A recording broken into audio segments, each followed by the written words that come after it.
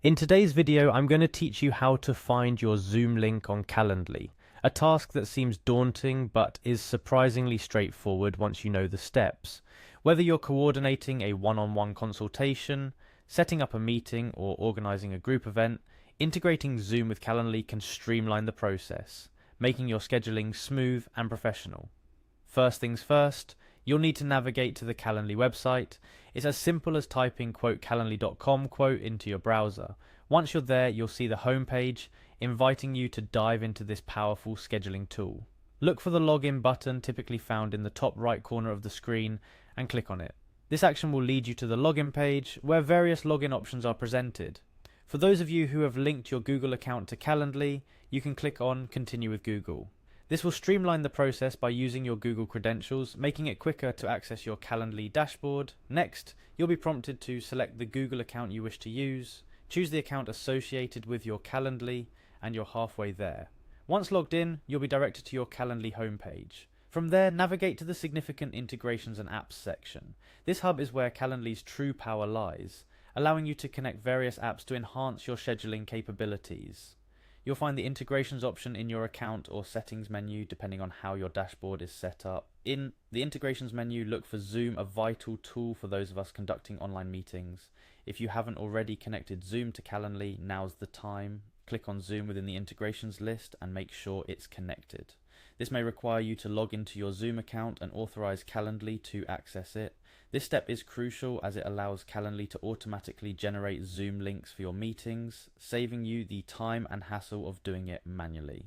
Once Zoom is connected, it's time to either create a new event type or edit an existing one, where you want the Zoom meeting to be an integral part of the scheduling. Navigate to the event types on your Calendly dashboard and select or create the one you want to modify. If you're setting up a new event, you'll have the option to choose what kind of meeting it will be, like a one-on-one consultation or a group session. After selecting your desired event type, you'll need to give your event a name. Something clear and concise works best. Following this, move down to the location section. This is where you link Zoom by selecting it as your meeting venue. Calendly will now automatically generate a Zoom link for every scheduled meeting under this event type. Proceed through the setup, filling out any additional necessary details about your event. When everything looks good, click on Continue. You're almost done at this point.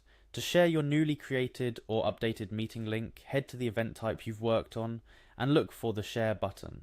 This action will reveal a direct link to your event, which you can copy with a simple click on Copy Link. This link is what you'll share with your clients, colleagues, or anyone you'd like to schedule this specific type of meeting with. They'll be able to book a slot with you, and upon doing so, Calendly will automatically send them the Zoom link for the meeting. And there you go. You've successfully integrated Zoom with your Calendly event, making scheduling online meetings more efficient than ever. Remember, the beauty of using Calendly and Zoom together is the seamless experience it provides. Not just for you, but also for the people you're meeting with. No more back and forth emails, trying to find a suitable time, or manually sending out meeting links. It's all done for you, allowing you to focus on what truly matters, connecting with people, and making the most out of your meetings. I hope this tutorial was helpful. Don't forget to like, share, and subscribe for more tips on making your professional life a bit easier. If you have any questions or need further clarification on any of the steps, feel free to leave a comment below. Thanks for watching.